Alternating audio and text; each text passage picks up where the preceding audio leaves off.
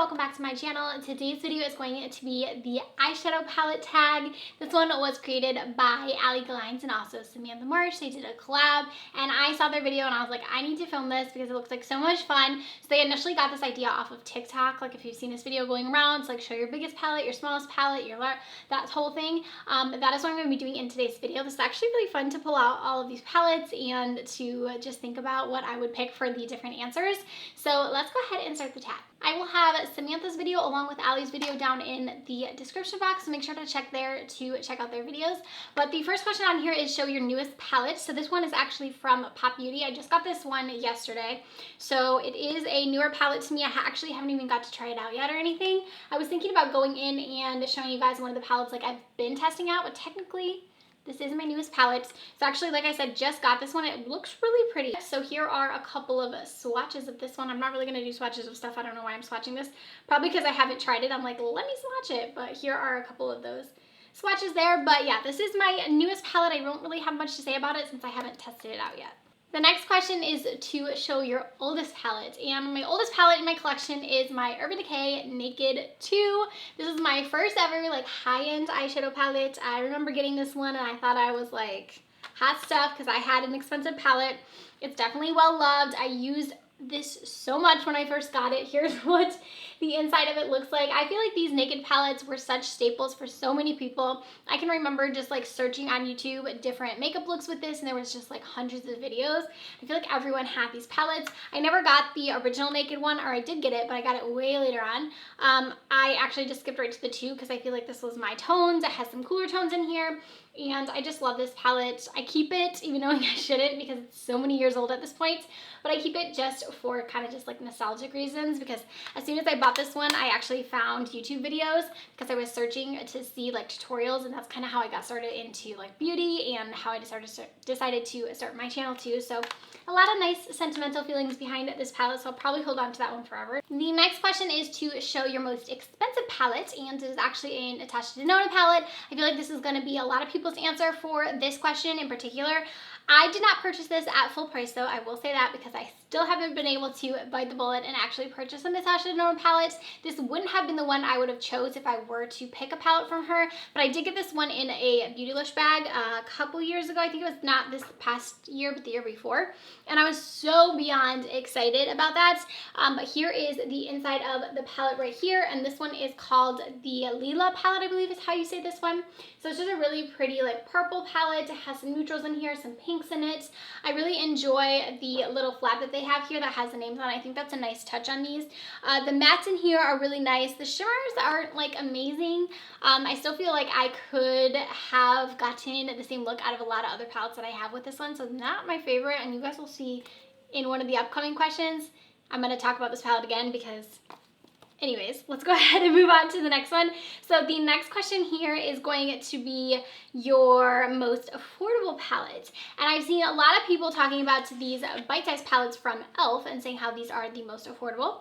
And these ones are $3, but I actually have one that I think is more affordable than that one, and these are the Wet n Wild palettes. So these ones are limited edition, but I know that they come out with these every so often, and they were only $2.99. So these ones were a little bit more affordable by a penny than the e.l.f. ones, and these are really good as well. They are just 4-pan eyeshadow palettes, and they're really cute. They have all these different tones. I know this one in particular was my favorite. This one was Fit for a Queen. I feel like it has really nice colors in it, but these are really nice if you ever get your hands on these. I know they come out with every so often, like with new ones, but I really like these. The packaging is the best on them, but they are a really good alternative. I do like the mattes, I think, in these better than the e.l.f. size ones, but I like the shimmers in the e.l.f. ones better, so it's kind of like, I don't know which one to pick if I were to suggest one of them to you, but they are both pretty good for the price. The next question is my everyday palette, and I went ahead and picked the Persona Identity palette.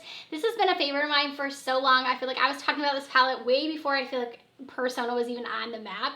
I found this and I just love it so much. It is like an everyday neutral palette, but you cannot go wrong. The shimmers in here are so pretty. The mattes blend out incredible. It has a mirror. It's smaller, which I love. I love the tones of this one. I've taken it traveling with me so many times, and I just feel like no matter how many times I use this palette, I just fall more and more in love with it every single time I use it. It's just such a good staple everyday palette. If you haven't checked out this one for Persona, I know that they have like other palettes out now, and I feel like this one one kind of gets lost in the shuffle of everything, but this is such a good palette. It's such a staple for me, and I will continue to use that one. The next question on here is to show your most colorful palettes, and I have here the Morphe James Charles palette. This one is definitely a colorful palette. It is a rainbow palette. This has basically anything you would need to create any colorful look. It has very bright, just like neon shades in here, kind of like my shirt. I have a neon shirt on today, but this is just a really nice colorful palette. It is pressed pigments, which isn't my absolute favorite. I've talked about it before. I feel like they're a little bit harder to work with, so I don't reach into this one a ton, but when I do need a bright, colorful shade, I will go ahead and reach into this one. I know that I can always find like a yellow, a white, any of those type of shades are in this palette, so I do keep it around for that reason. It is fairly large, though. It's such a big palette that it's not like my favorite to store because it's humongous. I do enjoy having it in my collection. The next one is to show my smallest palettes, and I feel like these ones are pretty tiny, these like Wet n Wild ones along with the e.l.f. ones, but I have ones that are even smaller that I adore. I love these palettes. I talk about them all the time. If you haven't heard me talk about them, they're so good. These are from Lorac, and these are their mini palettes. These are the tiniest little palettes, and you may say like they seem a little bit bigger than these ones, but they actually have more shades in them. So they have 6 different shades inside these palettes. So I do feel like they are larger, but they're smaller, you know what I mean? Like they have more colors in them. So these are just so cute. I have a bunch of them. So this one here is the, where's the names on? Midnight Kiss is this one here. They have the cutest packaging. These were in collaboration with Rachel Zoe, and some of them have some glitters in them, but a lot of them have just like mattes and shimmers. And then we have this one here, which is Golden Eyes. I also have this one, which is Effortless Glam. This one is my favorite out of all of them. I love this one. I took this traveling with me. It's so, so pretty. And then the last one in here is Black Tie. This one is really gorgeous too. I love this one for like a smoky look. This is perfect like New Year's Eve or like a date night kind of a palette. I love these. I think that they are great. Highly, highly suggest checking these out if you haven't. I know they're a little bit hard to find, but I know you can find them on Lorac's website. I think at one time they were available at Ulta. I haven't seen them at Ulta in a while. If I can find them, I'll link them down below for you, but I know you can find them at Lorac.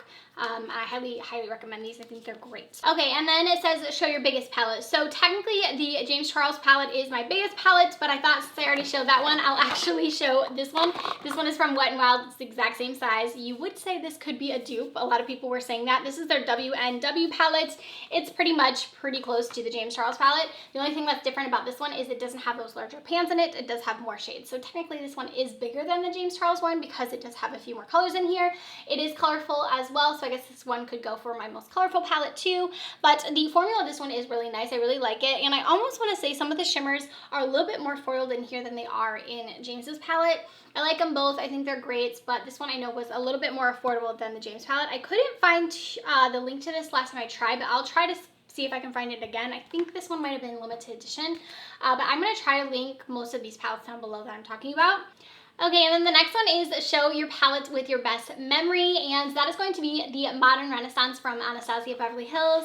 I love this palette, and it is the palette that I took with me on my honeymoon, which is why it has such great memories.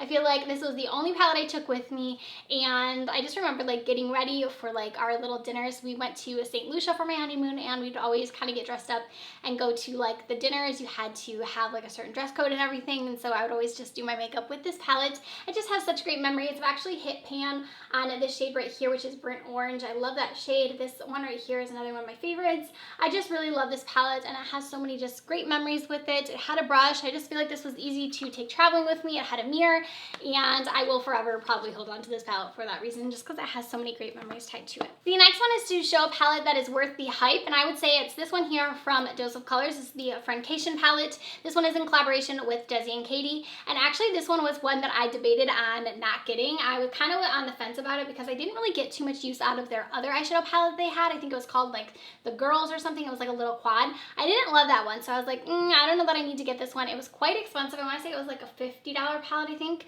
But I actually ended up getting this, and this is one of my most used palettes. It's one of my favorite palettes in my collection. It's so versatile. I feel like you can get so many different looks out of this one. The formula is really, really great. The shimmers in here are super pigmented, really foiled, really pretty. And then also the mattes in here are really easy to blend. It has a mirror. It has really cute packaging. This is one that I definitely think is worth the hype. Like I said, I was pretty uncertain about it, but I have heard so many people recommending this one now, and I do think that it is worth it. Okay, and then the next one is a palette that is not worth the hype, and I have to go back to the Lilo palette because this is the $129 eyeshadow palette. And although I do think the mattes in are nice in here, and I do think that the foiled shades are like pretty, I don't think that this is worth $129. If I paid for this, would have been returning it because I did pay for it, but it was in a lucky bag, so I can't really return it.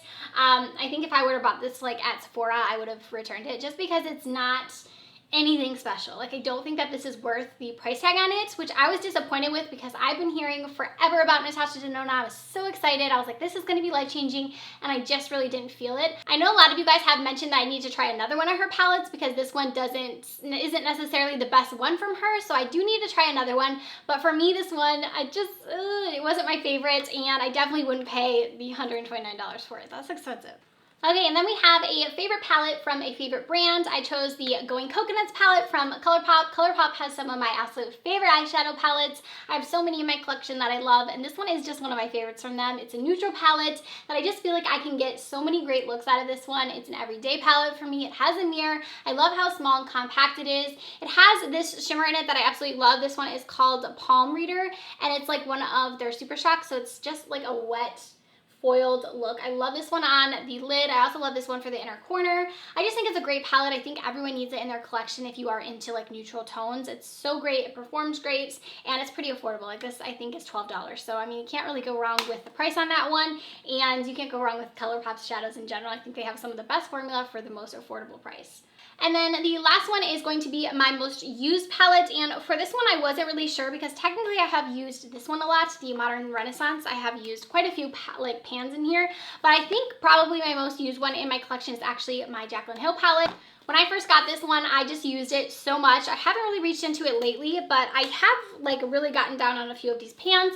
It's quite a mess, but this one I used all the time when I got it. I feel like this was like everyone's favorite palette when it came out. For good reason. It is a very good palette. I do really enjoy it. I haven't reached for it in a long time, but if I were to look at like all of the pans in here and the amount that I've used every single shade in here, this is probably my most used in my collection. I was trying to look for a different one because I was just a little unsure. Like I wasn't positive that this was my most used, but I'm pretty sure, and it looks a little messed up. Even my front of my palette is just like so dirty. It's quite disgusting.